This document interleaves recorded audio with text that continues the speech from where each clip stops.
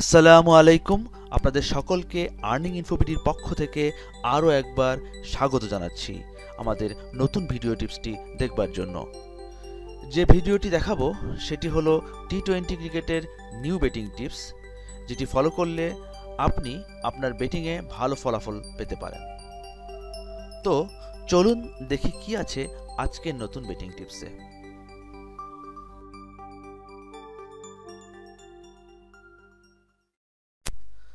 আর নতুন বেটিং টিপসটি হলো প্লেয়ার পারফরম্যান্স। প্লেয়ারদের পারফরম্যান্সের উপর ভিত্তি করে কিভাবে বেটিং ধরতে হবে সেই টিপসটি নিয়ে আমরা আলোচনা করব। তো শুরুতেই আমরা জেনে নিই প্লেয়ার পারফরম্যান্সটি কি।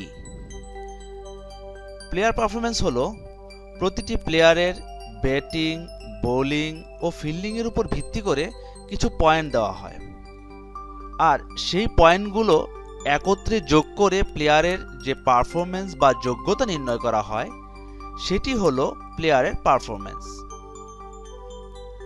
এখন আমরা দেখব প্লেয়ারদের পয়েন্টগুলো কিভাবে দেওয়া হয়।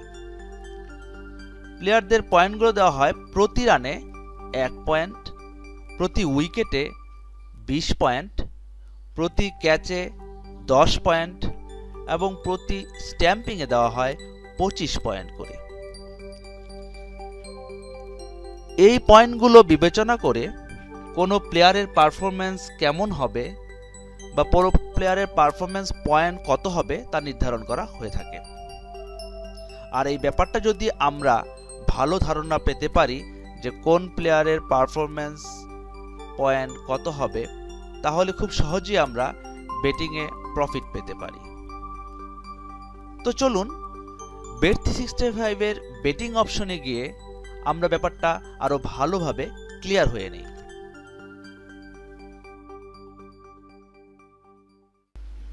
হ্যাঁ, আমরা চলে এসেছি Bet365 এ। এখানে আমরা আজকে মুম্বাই ভার্সেস চেন্নাইয়ের ফার্স্ট খেলা আছে আইপিএলে, সেটাতে একটু দেখি। আচ্ছা, আমরা অলরেডি পেজে এসেই পড়েছি। আমরা দেখছি আমরা এখন যাব এখানে প্লেয়ার পারফরম্যান্স অপশনে। প্লেয়ার পারফরম্যান্স অপশন, এখানে হচ্ছে টপ টিম ব্যাটসম্যান, তারপরে এই যে আমরা পেয়ে গেছি প্লেয়ার পারফরম্যান্স অপশনটা। প্লেয়ার পারফরম্যান্সে দেখেন এখানে যেমন কয়েকজন ভালো ভালো প্লেয়ারের নাম দেওয়া আছে।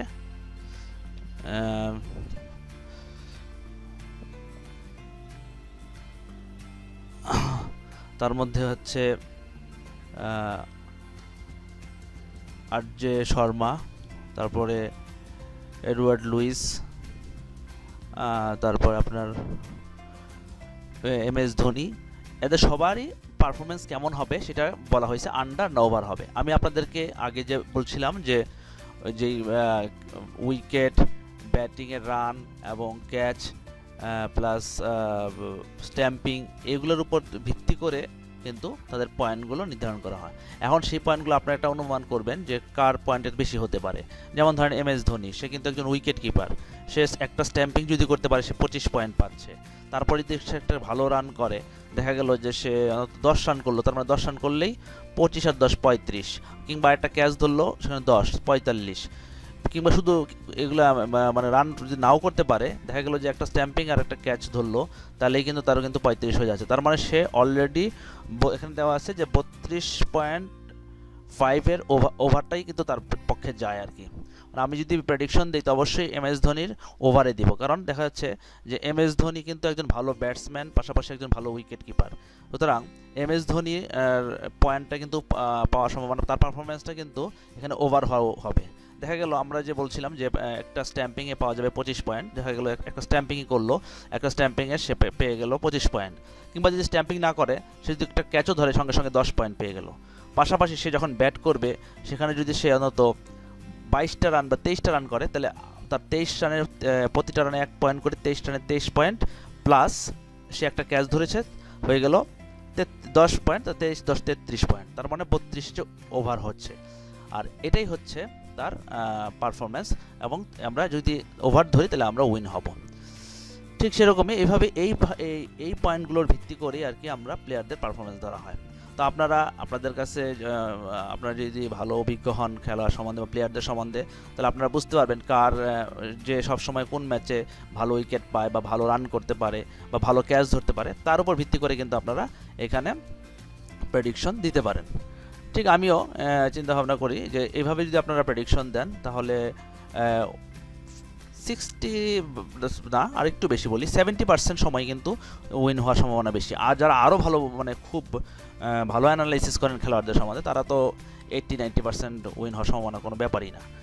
যেমন এখানে অনেকগুলো প্লেয়ার আছে, আপনার যদি ইচ্ছা করলে সবগুলো প্লেয়ারেই আপনারা দিয়ে রাখতে পারেন, কিংবা আপনার যদি মনে হয় যে না এখানে একটা প্লেয়ারকে আপনার মনে হচ্ছে যে না তার পারফরমেন্সটা এত পয়েন্টের উপরে বা নিচে হবে, যেমন ধরেন MS ধোনিটা মোটামুটি আমি 90% শিওর যে সে 32.5 ওভার হবে।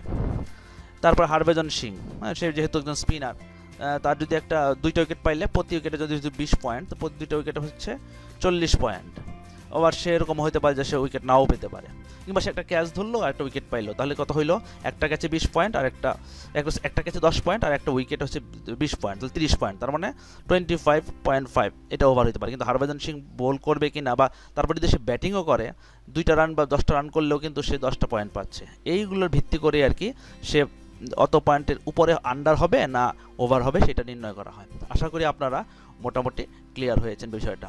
তারপরও যদি আপনারা ক্লিয়ার না হয়ে থাকেন তাহলে অবশ্যই নিচে কমেন্ট করবেন আপনাদের প্রশ্নগুলো, আমি যথাসাধ্য চেষ্টা করব আপনাদের উত্তর দিতে। তো আজ এই পর্যন্তই, সবাই ভালো থাকুন, সুন্দর থাকুন, সুস্থ থাকুন, খোদা হাফেজ।